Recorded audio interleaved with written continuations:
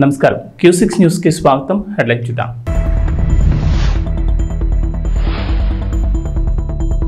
వాడవాడల స్వాతంత్ర దినోత్సవ వేడుకలు, దేశవ్యాప్తంగా మిన్నంటిన సంబరాలు.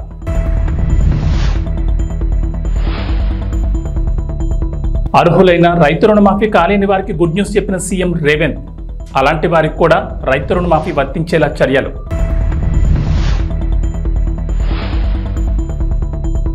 స్వాతంత్ర దినోత్సవ వేడుకల్లో జాతీయ జెండాను ఆవిష్కరించిన ముఖ్యమంత్రి చంద్రబాబు.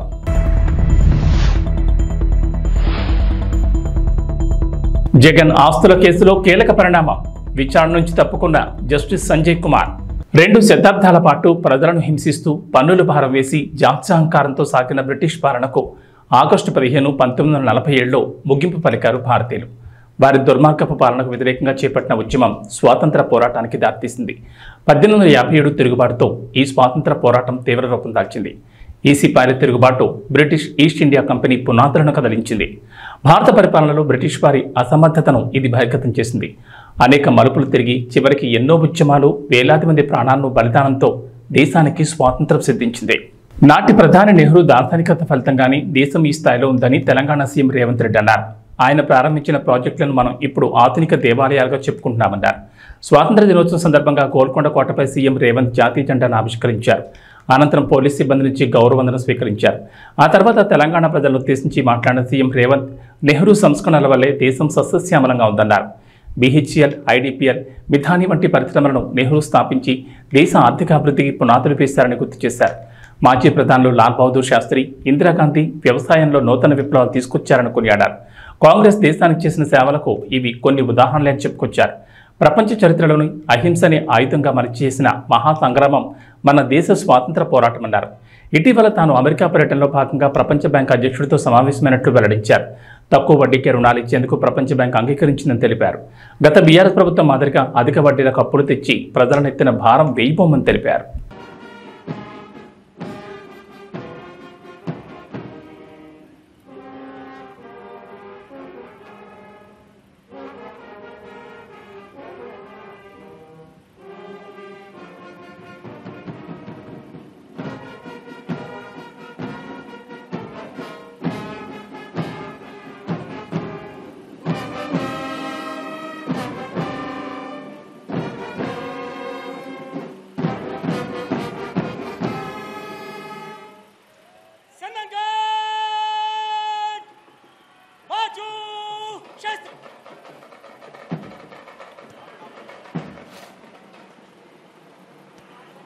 మిత్రులారా, భారతదేశ ప్రజలందరికీ స్వతంత్ర దినోత్సవ శుభాకాంక్షలు. బ్రిటిష్ బానిస సంఖ్యలు తెంచి స్వేచ్ఛావాయువులు పీల్చుకునే ఈరోజు మనందరికీ పర్వదినం.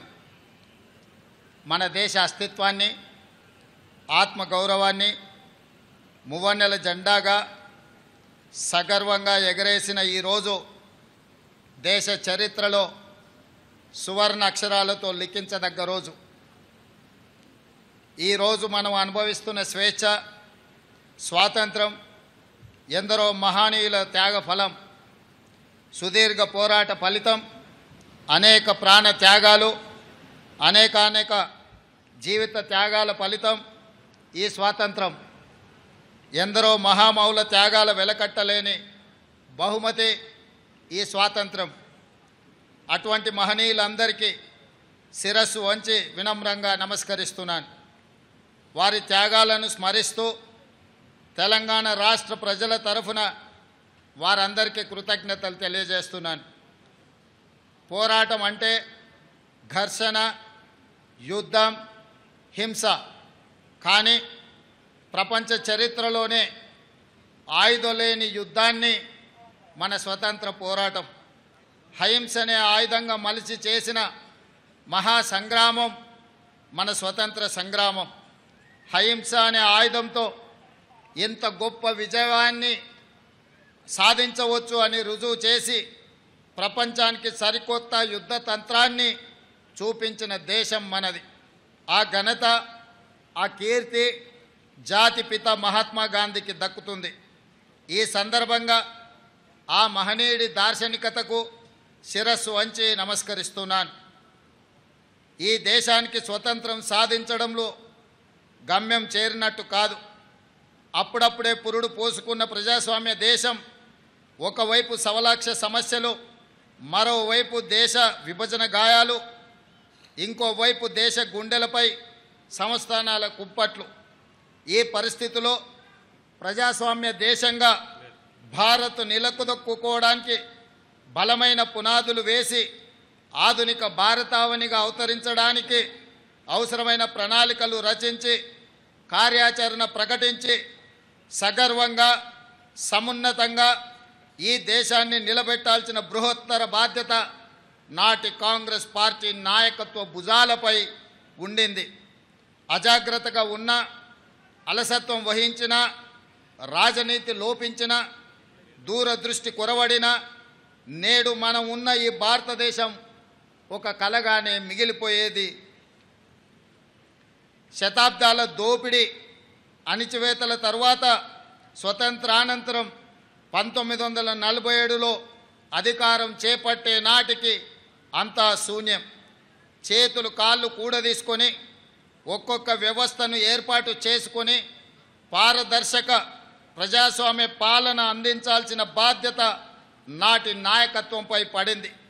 తొలి ప్రధాని పండిట్ జవహర్లాల్ నెహ్రూ వంటి గొప్ప మానవత్వవాది దార్శనికుడి కారణంగా భారతదేశం ఈనాడు ఒక వైభవోపేత వైజ్ఞానిక దేశంగా, పారిశ్రామిక శక్తిగా ఎదగగలిగింది అని చెప్పక తప్పదు. కాంగ్రెస్ ఎన్నికల సమయంలో ఇచ్చిన ప్రధాన హామీ 2 లక్షల రైతు రుణమాఫీ. తాము అధికారంలోకి వస్తే 2 లక్షల వరకు రైతులకు రుణమాఫీ చేస్తామని ప్రకటించింది. ఇచ్చిన మాట ప్రకారం ప్రభుత్వం 2 లక్షల రైతు రుణమాఫీకి కట్టుబడింది. ఇప్పటికే 2 విడతల్లో 1.5 లక్షల వరకు రైతు రుణమాఫీ చేసింది. తొలి విడతలో 1 లక్ష వరకు, ఆ తర్వాత 2వ విడతలో 1.5 లక్షల వరకు రైతుల రుణమాఫీలు మాఫీ చేసింది. ఇక 3వ విడత రైతు రుణమాఫీకి ప్రభుత్వం సిద్ధమైంది. రాష్ట్రంలోని రైతులకు నేడు 1.50 లక్షల నుంచి 2 లక్షల వరకు రైతు రుణమాఫీ కానుంది. ఖమ్మం జిల్లా వైరా బహిరంగ సభలో CM Revanth Reddy, deputy CM Bhatti Vikramarka రైతులకు లక్షల వరకు రుణమాఫీ చెక్కులను అందజేయనున్నారు. అనంతరం అన్నదాతల అకౌంట్లలో డబ్బులు జమ అవుతాయి. 3వ విడత మాఫీతో 42 లక్షల మంది రైతులు రుణ విముక్తులవుతారని మంత్రి తుమ్మల వెల్లడించారు. మొత్తం 31,000 కోట్ల రుణమాఫీ చేసిన ఘనత కాంగ్రెస్ ప్రభుత్వానికి దక్కుతుందని చెప్పారు. ప్రభుత్వానికి భారమైన సీఎం రేవంత్ సాహసోపేత నిర్ణయం తీసుకున్నారన్నారు. రైతు రుణమాఫీపై ఇచ్చిన మాట నిలబెట్టుకున్నారన్నారు. ముఖ్యమంత్రిగా ఇచ్చినటువంటి వాగ్దానాన్ని నిలపడం కోసం కష్టమైన, అధిక భారమైన ఏ ప్రభుత్వం తీసుకోలేనటువంటి నిర్ణయం. కాబట్టి రైతుల పండగ, రాష్ట్ర పండగ వీళ్ళు ఎట్లాగూ చేయలేరని చెప్పి భావించారు. చేసేసరికి వాళ్ళకి గొంతుకులో ఎలక్కాయబడింది. ఏం చేయాలో తెలియక వాళ్ళకి రాలేదు, వీళ్ళకి రాలేదు, ఆడికి పోలేదు, ఈడికి పోలేదని ఇంకా పూర్తే కాల.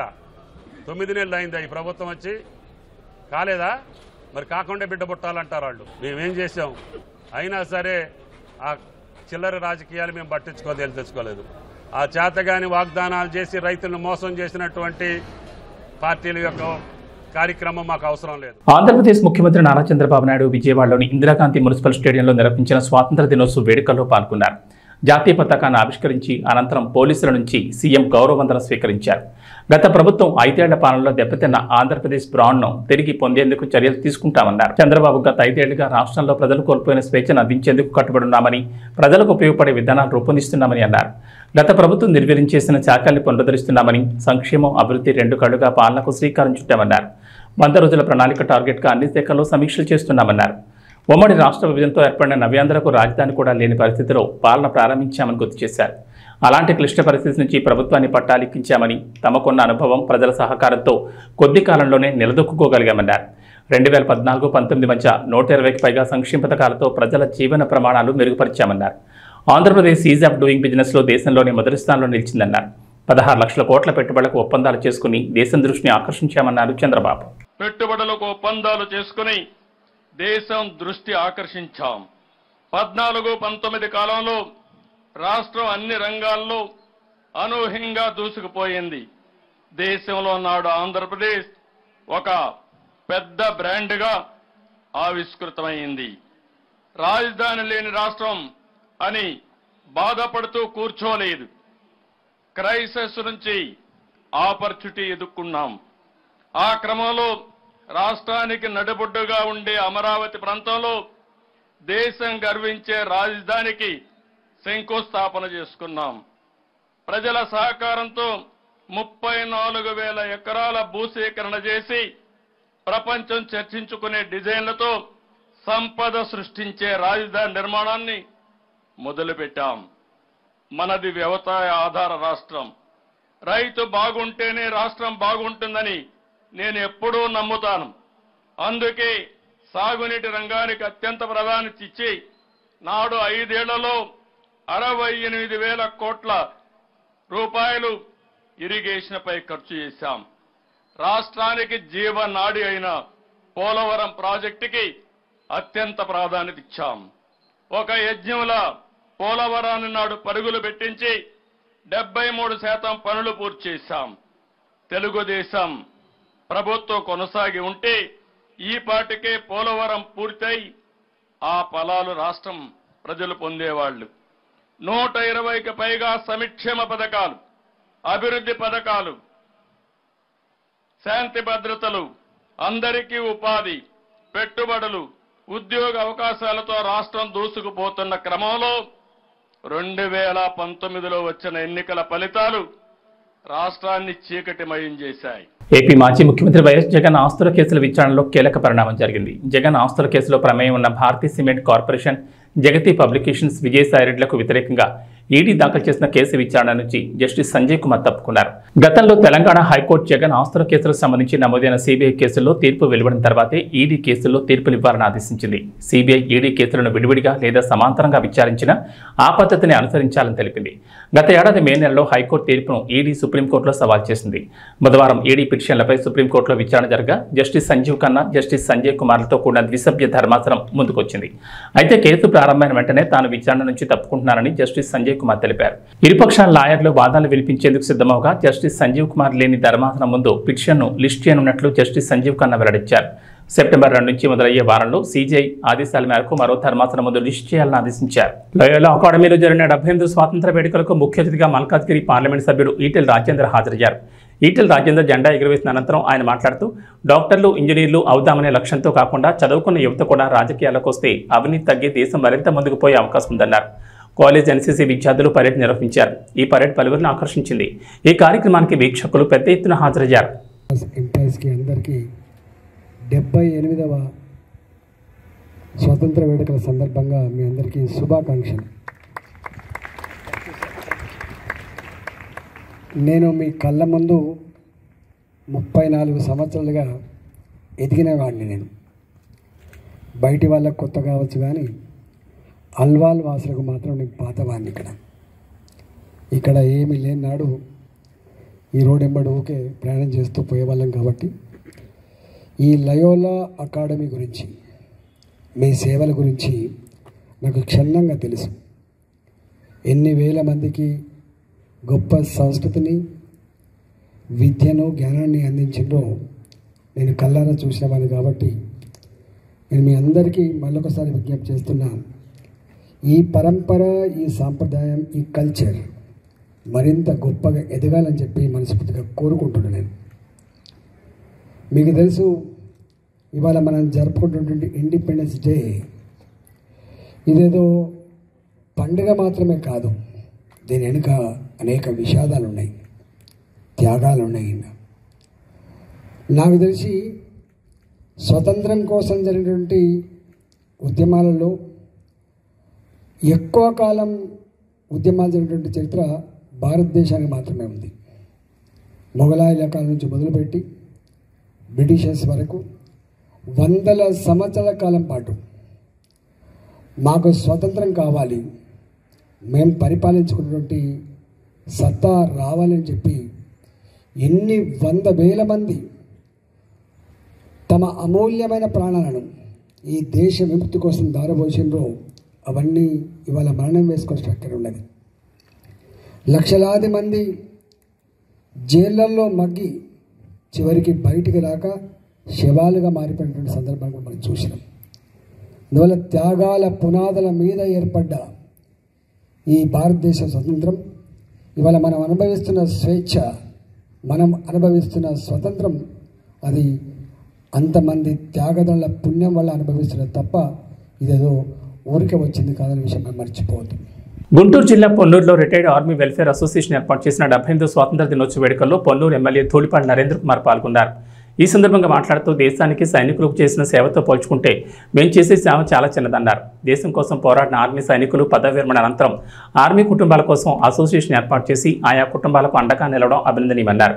రిటైర్డ్ సైనికులకు ప్రభుత్వం నుంచి అందాల్సిన సంక్షేమ పథకాలు బెనిఫిట్స్లను ప్రభుత్వంతో మాట్లాడి అవి అందే విధంగా చూస్తానని ఈ సందర్భంగా పట్టణంలోని మున్సిపల్ కార్యాలయం, ఉర్దూ స్కూల్, ఆటో యూనియన్ ఆధ్వర్యంలో చేబ్రోలు మండలంలోని పలు ప్రభుత్వ కార్యాలయాల్లో ఏర్పాటు చేసిన స్వాతంత్ర దినోత్సవ వేడుకల్లో పాల్గొన్నారు.